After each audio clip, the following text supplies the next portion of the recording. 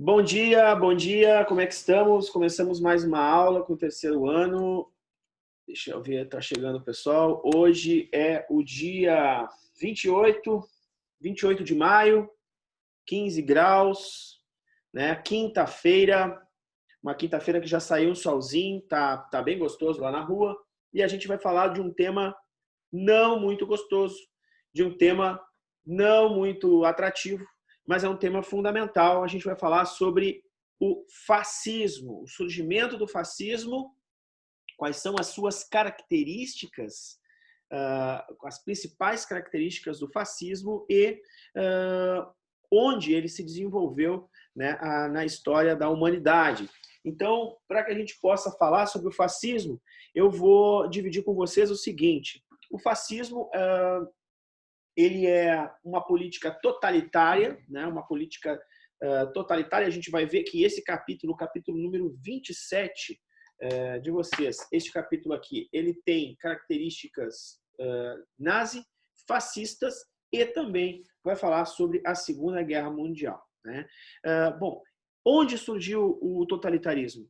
Basicamente nas sociedades que perderam a Primeira Guerra Mundial, né? Essas sociedades, então, elas vão ter uma característica de serem sociedades muito deficitárias, né? Com uma economia muito degradada, uma sociedade que vai ter uma dívida muito grande, principalmente a Itália e a Alemanha, dívidas de guerra, e aí, por conta disso, então, nós vamos ter o desenvolvimento, né, desse sentimento de revanchismo que o nazifascismo vai desenvolver nas populações.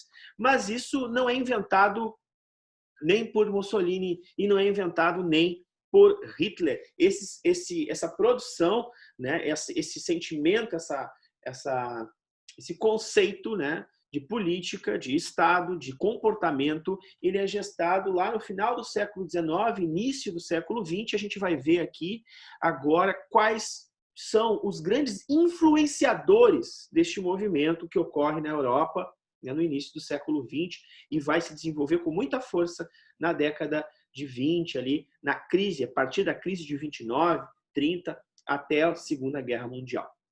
Então, são três pensadores, são três teóricos que vão desenvolver esse projeto, né? Esse conceito. O primeiro deles é um cara chamado Charles Maurras. Ele é da França, o Charles Maurras. Ele é um francês, é um poeta francês, e ele vai fazer uma poesia ultranacionalista.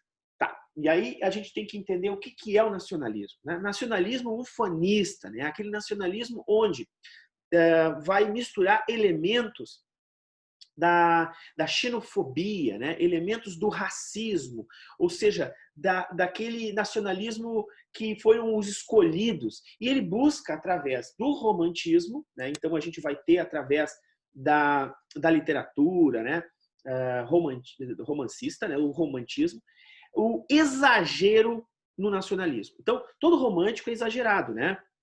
É o melhor amor, é o maior amor da minha vida, ele é a coisa mais linda do mundo. Então, esse exagero romancista, né, que vai ser perpetrado por Charles Maurras, vai falar sobre uma sociedade extremamente superior, né, que vai influenciar as outras, que foi a escolhida, né, por Deus, vai mitificar a imagem do governante, né? E buscar no passado elementos que corroborem com o desenvolvimento, né, dessa sociedade nacionalista. Charles Maurras é do sul da França, onde vai surgir, na Segunda Guerra, o estado de Vichy, né, que é um estado que vai ser apoiador do regime nazista, inclusive na Segunda Guerra Mundial, né? E Charles Maurras vai se decepcionar, de certa maneira, com Charles de Gaulle, que era o presidente da França na época da Segunda Guerra Mundial, né? Bom, então Charles vai ser um grande influenciador pelo seu romance nacionalista de quem? De um cara chamado Getúlio Vargas, por exemplo, no Brasil. De um cara chamado Salazar, em Portugal. De um cara chamado Benito Mussolini, na Itália. De um cara chamado Franco, na Espanha. Né? De Plínio Salgado, que vocês vão estudar daqui a pouco mais, a gente vai ver em Brasil, que foi um integralista fascista aqui no Brasil. Então ele é um grande influenciador dessa galera por falar do seu nacionalismo ufânico, né? Ele surfava na onda de Augusto Comte. Também a gente viu aí na formação da República, o Comte, né, foi importante, responsável pela padronização, pela, digamos assim, pela característica de ser absorvido pelo exército, né, as ideias de Comte, as ideias kantianas, né, o positivismo. Um outro cara, são três, né? Um outro cara que vai influenciar o fascismo, ajudar a formar essa ideia fascista, além do Charles Maurras, francês, é um cara da Itália.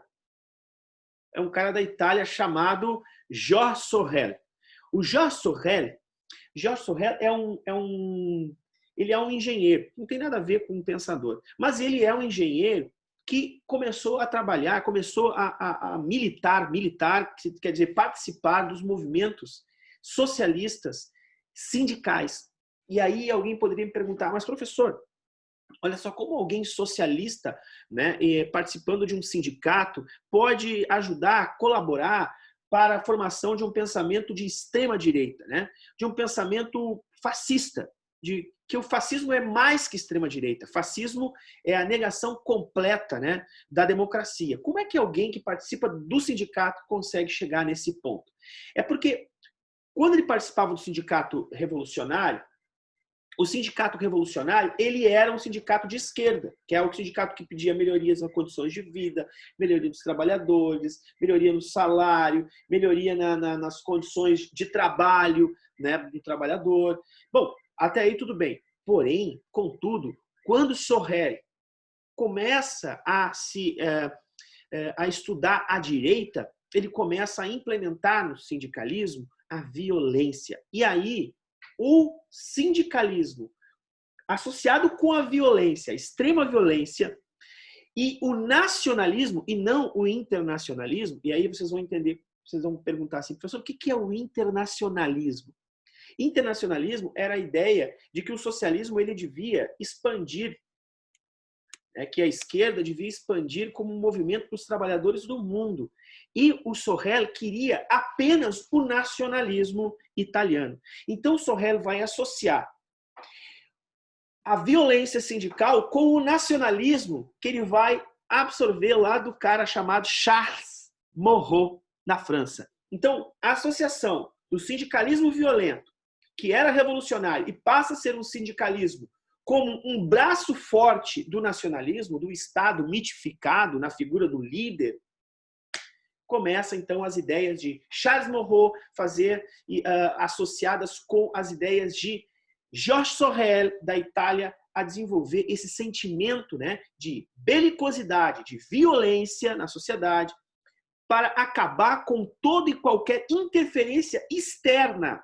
Ou seja, nenhuma outra nação vai interferir nas questões sociais italianas. Então, essa associação, ou seja, as ideias dos dois, elas vão ser agrupadas com o terceiro pensador, que aí sim é um jornalista nacionalista e romancista italiano chamado Enrico Corradi. Enrico Corradi vai associar tudo e vai dizer o seguinte: surge aqui um Estado fascista. Como? Com o nacionalismo ufânico, né, que é um partido só, um Estado só. O Estado é um corpo, não existe nada que modifique, ninguém pode questionar esse Estado. Nós temos um líder, nós temos um exército forte, e tudo tem que ser feito de acordo com os preceitos do nosso líder, senão o exército vai lá e massacra. Então, olha só, é o nacionalismo, o militarismo através do exército, e aí a terceira característica que é o racismo, ou seja, todo aquele que for diferente da gente, que não for italiano, não pertence à nossa sociedade, tem que ser combatido, é um mal da nossa sociedade. Então, o racismo vai dar essa ideia de direito divino. O que é o direito divino? Esse cara vai se ver como o mais importante, o mais privilegiado, a nação escolhida por Deus, né, e governada por um mito. Então, essa ideia fascista vai ser comprada por Benito Mussolini na Itália. E quem é Benito Mussolini? Bom, Benito Mussolini é um cara que surge no movimento de esquerda. E Benito Mussolini, ele era um cara que ele tinha as ideias trabalhistas, ele era militante da esquerda, queria melhoria nas condições de trabalho, mas ele começou a perceber, por exemplo, ele queria participar da Primeira Guerra Mundial. Ele queria que a Itália estivesse na Primeira Guerra Mundial. E os trabalhadores italianos lutaram para sair da guerra. Por isso que a Itália sai da Primeira Guerra Mundial. E aí, quem é que não gosta disso? Benito Mussolini. Por quê? Porque ele é extremamente nacionalista e ele queria que a Itália lutasse pela sua independência imperialista. Então, ele forma uma guarda. Esta guarda são os chamados camisas negras. É uma milícia. Então, Benito Mussolini começa a formar uma milícia para combater todos os trabalhadores que quiserem, de esquerda, que quiserem reivindicar melhorias na condição de trabalho, melhoria na condição de vida. Né? Ele achava que essas ideias que vinham de fora, né, eram ideias que atrapalhavam o nacionalismo italiano. Né? Então, o Benito Mussolini vai transformar isso em fascismo, meus queridos. E aí nós vamos entrar, então, na seara fascista. E aí temos algumas características fascistas que são diferentes das características nazistas. A gente vai ver. E para isso, então, eu vou compartilhar a nossa tela aqui para que a gente possa observar melhor essa situação. Tá? Vamos lá, então, compartilhando a tela. Eu vou abrir aqui.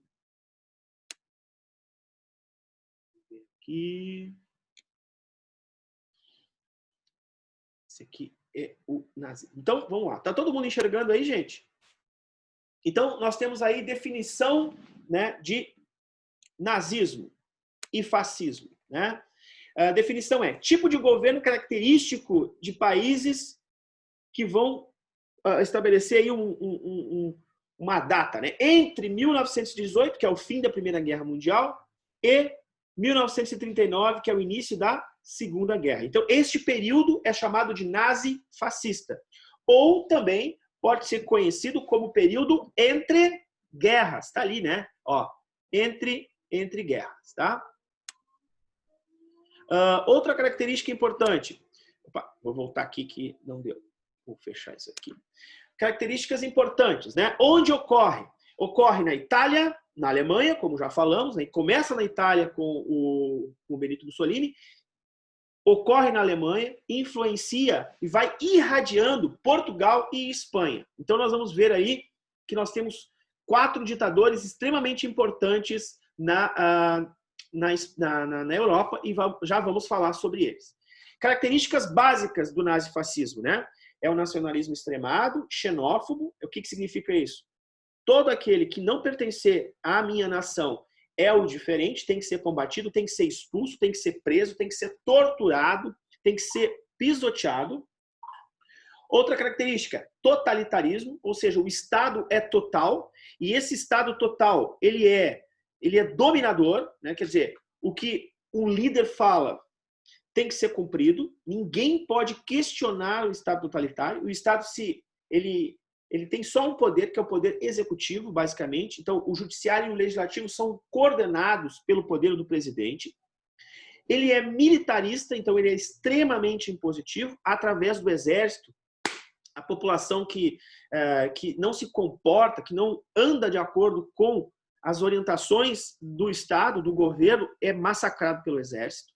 Anticomunista, né, quer dizer, total anti-organização que visa a melhoria de condições de vida do trabalhador. Então, o comunismo, que é o regime que pretendia, digamos assim, melhorar as condições de vida do trabalhador, é combatido, né? Quer dizer, não há direito à associação, não ao direito de greve, não ao direito de organização social, né? Quer dizer, tudo aquilo que nós temos em uma democracia, esse Estado, o nazifascista, é contra. Ele não é democrático. É um Estado não democrático. Espera aí que tem gente querendo entrar aqui no grupo. Charles. Chega mais, Charles. Antiliberal.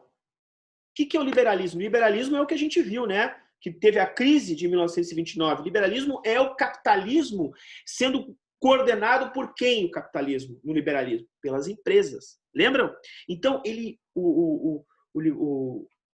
o nazismo e o fascismo são contra a organização liberal. Eles são contra as empresas. Eles são a favor de que eles coordenem a economia. Então, eles vão orientar a sua burguesia, coordenar a sua economia. Então, não existe liberalismo. Então, eles são antiliberais. Unipartidários, não preciso nem dizer, só tem um partido, que é o partido nazi-fascista, e eles cultuam o líder. Quer dizer, o líder é o máximo. Por exemplo, na Alemanha, o líder será Hitler, né? Será o grande, né, líder daquele povo, né? O povo alemão. E na Itália será, que vai ser o Hitler, vai ser chamado de Führer, né? E na Itália vai ser o fascismo, liderado por Benito Mussolini, por exemplo, que vai ser chamado de Duce, né? Então, vamos ver outra característica, que é a característica da propaganda governamental. Então, o governo vai usar a propaganda para massificar a população.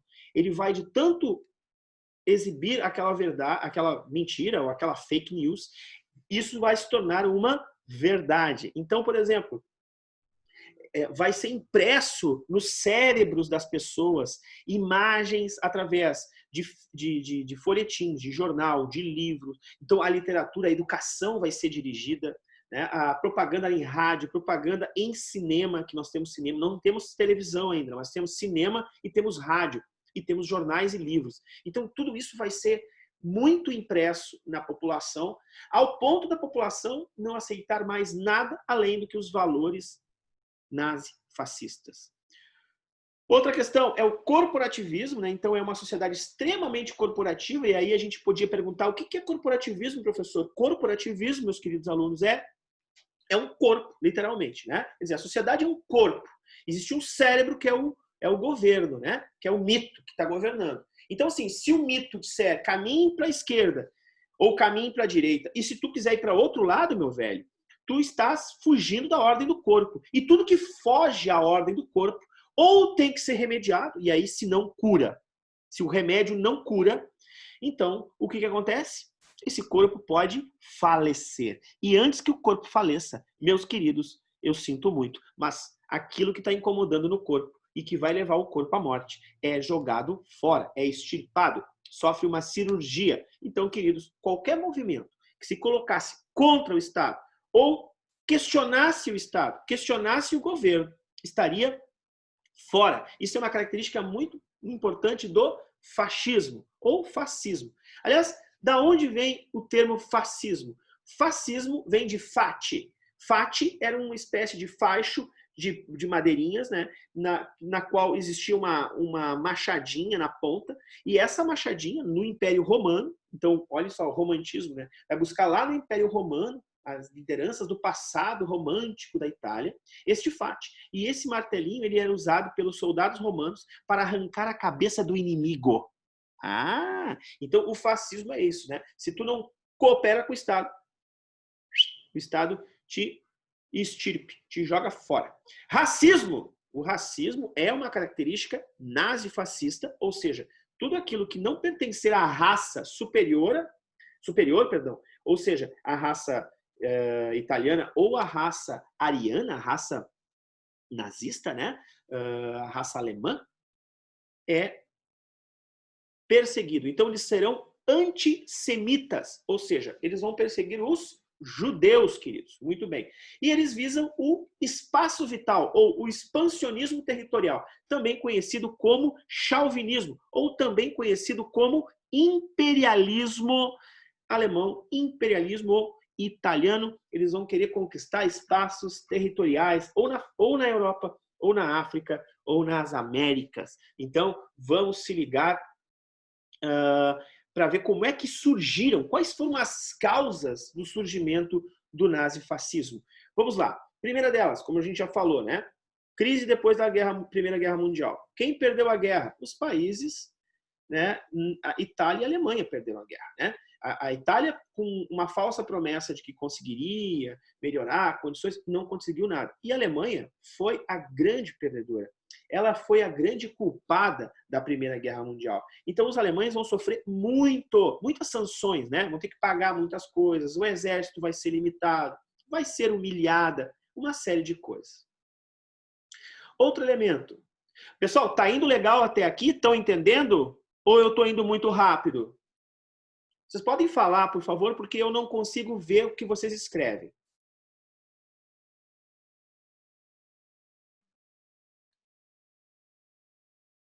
De boa, sir. Beleza, então tá. Vou continuando aqui, então. Nós vamos ter, então, pessoal, a crise de 29. Bom, a crise de 29, ela ocorreu nos países capitalistas, né? Só que ela afetou, velho, todos os países de alguma forma. Até o Brasil, que não era capitalista, foi afetado, né? A gente não conseguia vender o café. Então, assim, a crise de 29, ela vai trazer sérios problemas para os países, para a Itália, para a Alemanha, né? Problemas esses que vão ficar ainda bem piores do que para Estados Unidos, França, Inglaterra. Por quê? Porque vai faltar comida, vai faltar vai ter falta de estrutura na produção, né? O dinheiro não vai valer nada. Quer dizer, a crise de 29 ela foi um grande concreto que caiu em cima desses países aí, né? E esses países, então, vão ter um sentimento, o crescimento de um sentimento de revanche. Ou seja, porra, a gente perdeu a guerra, poxa, a gente sofreu, a gente foi humilhado, a gente está passando fome, vamos nos erguer. Então, esses partidos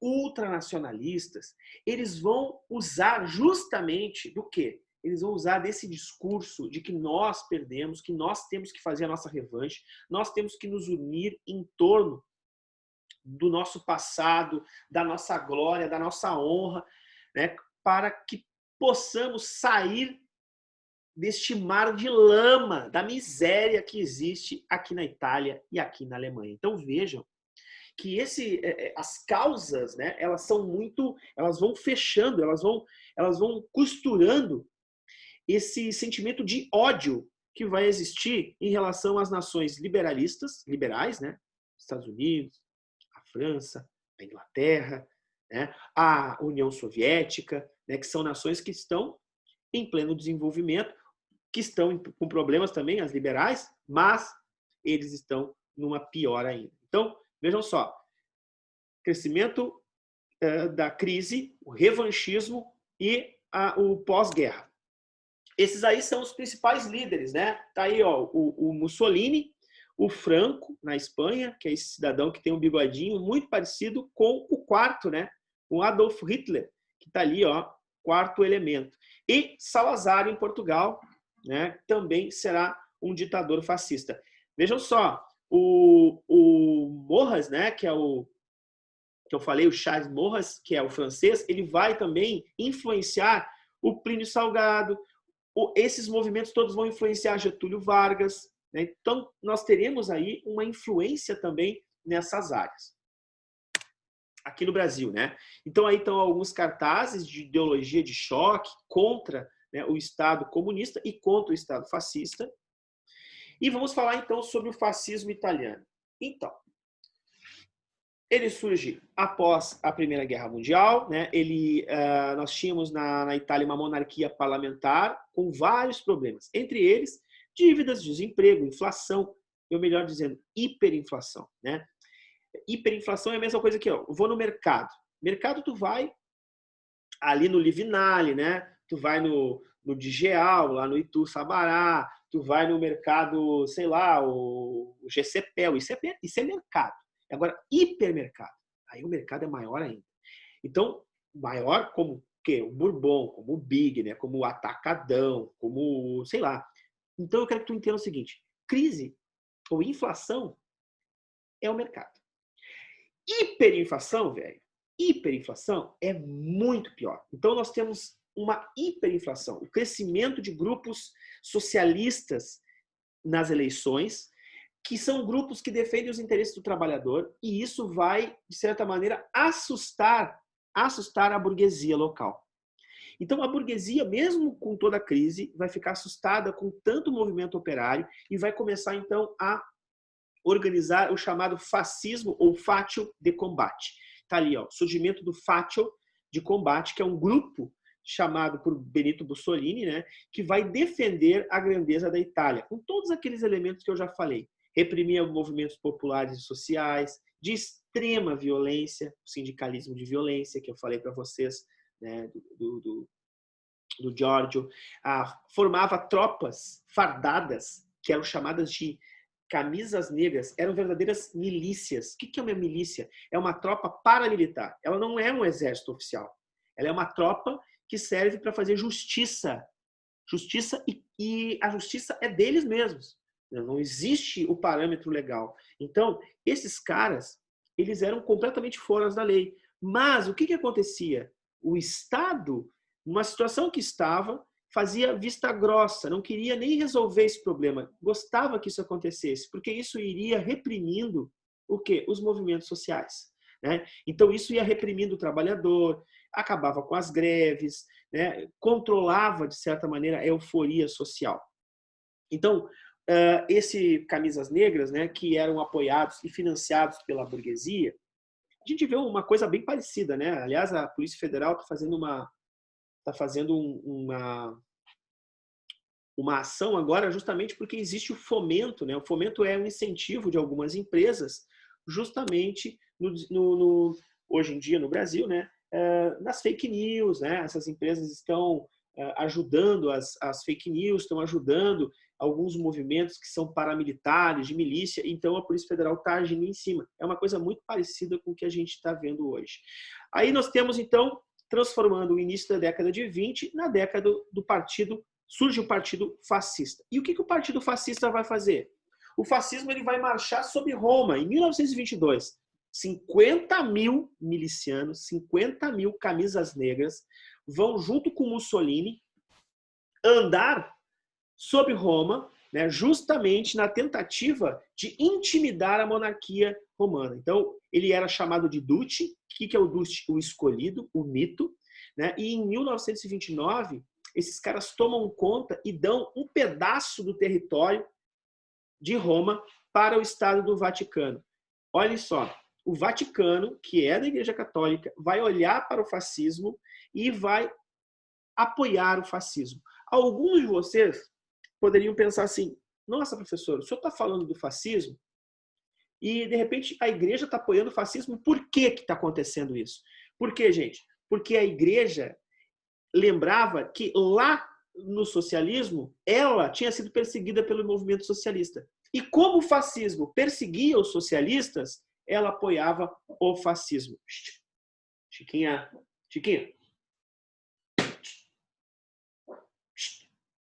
Então, ela apoiava o fascismo. Então, a igreja vai, de certa maneira, apoiar o fascismo neste momento histórico. Tá? E nós vamos ter a perseguição aos opositores. Quem eram os opositores do fascismo?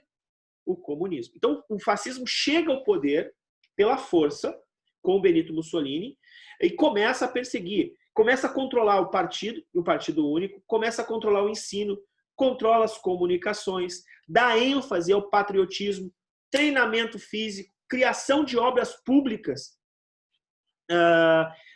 importantes, daí gera emprego e incentivo à agricultura.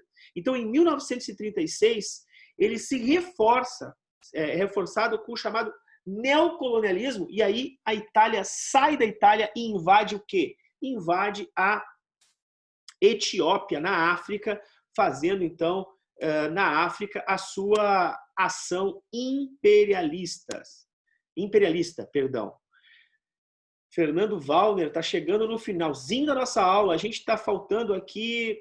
Fernando Wallner, tudo bem? Bom dia. Boa tarde, né, Fernando?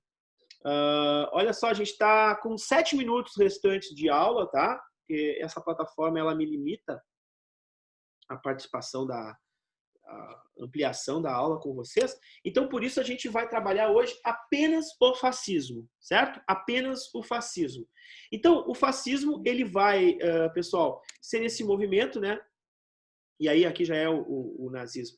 Esse movimento, essa formação, ele é formado, né, justamente na Itália para combater a sociedade proletária, né, para combater a sociedade socialista, e ele toma o poder com aqueles vários sentimentos, né, de revanche, ele vai estabelecer disciplina no trabalho, né, ele vai estabelecer uma política de colocação do líder em primeiro plano, né, as ideias não podem ser modificadas. Então, todas aquelas características que a gente viu aqui no começo. Né? Então, nacionalismo extremado, totalitarismo, militarismo, anticomunismo, antiliberalismo, unipartidarismo e culto ao líder. Propaganda governamental, muito forte a propaganda, educação rígida. Então, imagina, uma criança nasce lá em 1920 e ela começa a ser educada a partir dessas ideias, né? Essas ideias fascistas.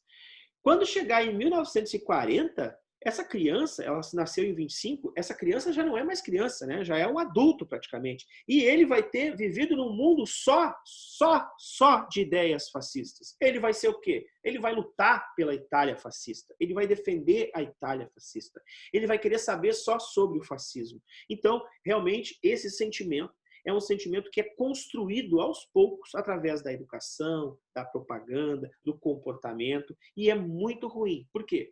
Porque o fascismo ele vai irradiar na Europa, ele vai influenciar o nazismo, ele vai influenciar outras nações e vai acabar na Segunda Grande Guerra Mundial, que vocês já devem ter lido, porque este capítulo aqui era para que vocês lessem, né? O capítulo número 27, Totalitarismo e Segunda Guerra Mundial. Então, agora faltando aí menos de 5 minutos para a nossa aula, eu vou interromper aqui o compartilhamento, vou abrir a tela para que vocês possam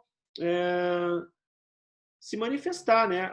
Não sei se alguém tem alguma dúvida do que a gente viu hoje, né? Então, as ideias fascistas, basicamente é isso, fascismo que a gente viu. Elas vão ser ideias que vão dar origem ao nazismo, né, que é um movimento que vem na Alemanha. Né? Deixa eu ver aqui.